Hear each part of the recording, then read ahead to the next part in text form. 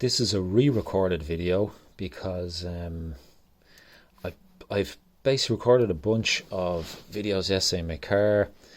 Came back and had a quick look at my review of this book, and I was repeating myself a bit too much. Maybe I hadn't thought enough about my review, or thought enough deeply about what I wanted to say. So I uploaded the video to YouTube. I haven't published it yet, so I'll probably delete that off and use this one instead because just had more time to think about it. But essentially, this is I bought three new books from Rogue Comics. One of them was By Proxy, the other one was Unretired, and this is the third one, Control Alt D.Elite. I don't know if it's Delete or D.Elite, but it's another book by Keane, who's the artist, and written by, I believe it's written by Derek O'Leary, yeah.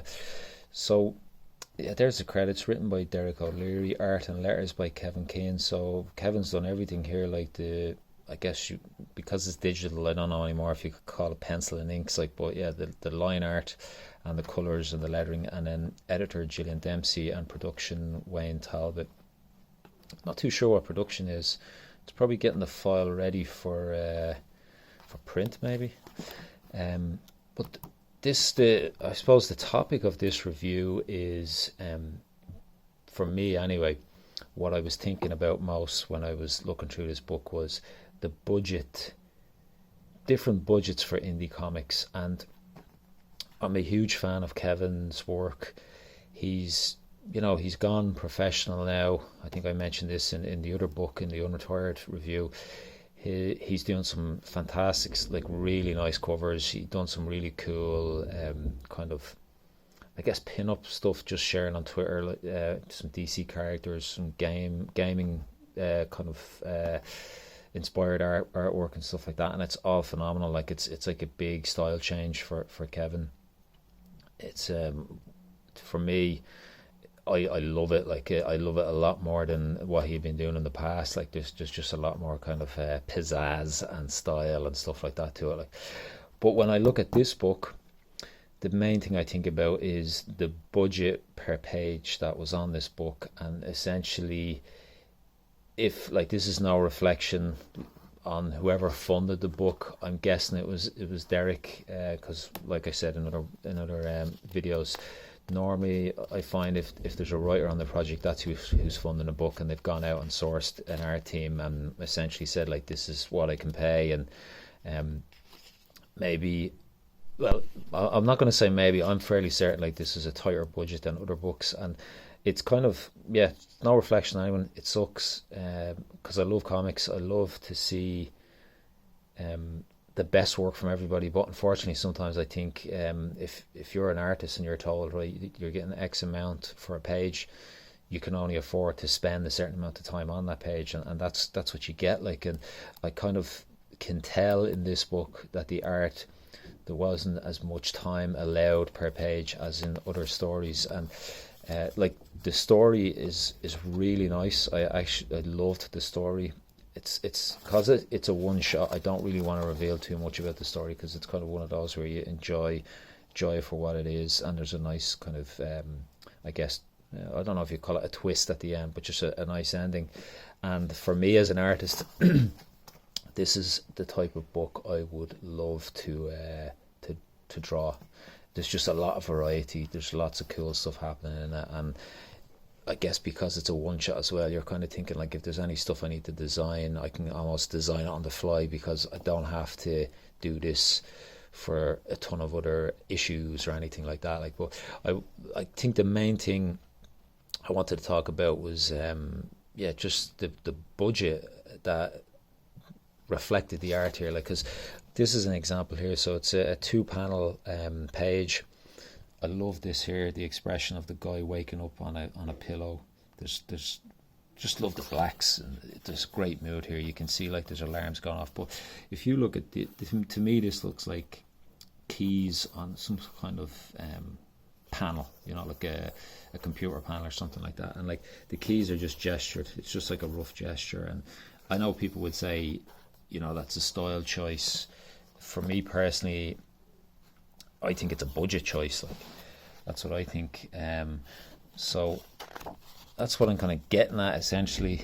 Like I could give other examples. Like I love these big two panel pages where you've got like just a big open panel and then another one just to accompany it. Like that's the type of stuff I'm loving at the moment. And unfortunately, because there wasn't much time allowed per page here, like I think these big panels suffered because like for this one, for example, like half of that page is literally just black.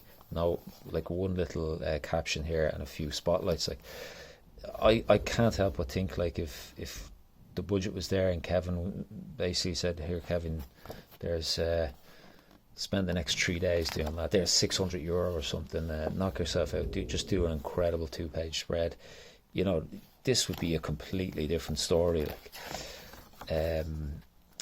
Like there's some really nice stuff here, like there's some really nice layouts and kind of design, so you can see that the thought process is there. I love this this shot here of this building, just the domes. So I think it's kind of a religious building. I'm not sure what religion it is. Love that face there, nice expression. Like this is like the new kind of Kevin. I don't know if you call it Kevin 2.0, but there's some really nice stuff here. Like that's to me, that's a very quickly done. It's kind of almost too loose for my liking as a preference. Some really nice tilted panels there. I like that. Like this big full page spread. Like you know, like once again, I can see it was done fast. You know, like I'm not going to go through every page. Like look at this for example. Like there's a 2-page spread, and to me that looks like there was a lot more time spent on that. There's kind of a John Paul Leon look to it. Rest in peace, John Paul Leon. But I'm getting that kind of vibe off of this 2-pager here. Just incredible. So like this is nothing about Kevin's ability whatsoever. Like, you know, like he's an incredible artist, and you can tell when he does stuff like this. Like, so it's strange. Like when I look at that 2-page spread, and when I look at, and I'm not going to spoil everything. This is another 2-page spread. Like to me, that would have taken an hour or two. Like it's fast. Like, and then I can't help but think like there probably wasn't enough money to put into this project, which sucks because it's a great idea. Like, you know, it'd be nice if comics were bigger in Ireland and more people bought them and there was big hype.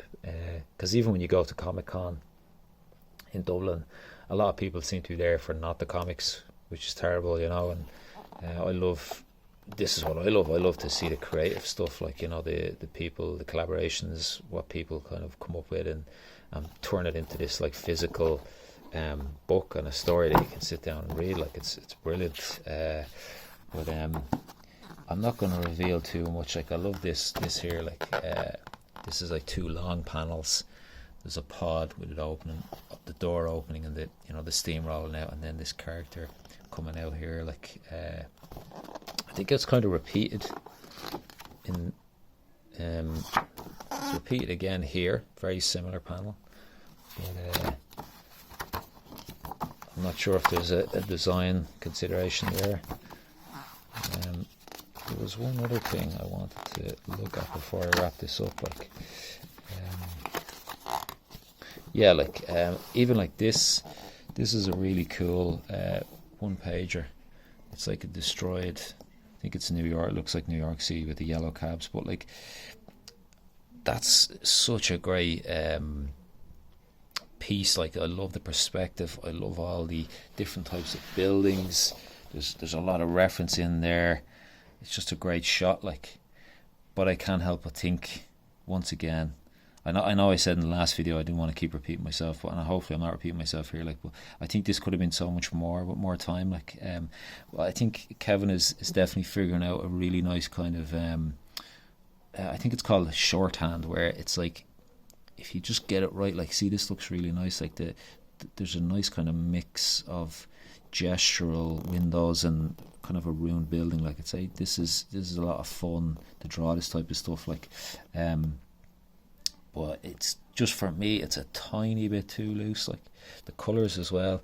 The colors, like if there was more time for the colors like that, this could have been incredible. Like I think the colors here are more just to create a mood. Like there's kind of it's thrown down quick, and it's trying to create that kind of mood. There's Big Ben as well. Like it's pretty cool. But yeah, look, I'm gonna leave it at that. The story, it's a lot of fun. This story, it's a cool idea. Like I said, it's something I would have loved to have drawn myself. I think anybody who buys this will have a really fun time with it. And yeah, essentially this, I'll wrap this up as just me thinking about budgets on indie comics. And unfortunately, I'd love to see if there was way more money in it and what the artists and the creative teams could come up with.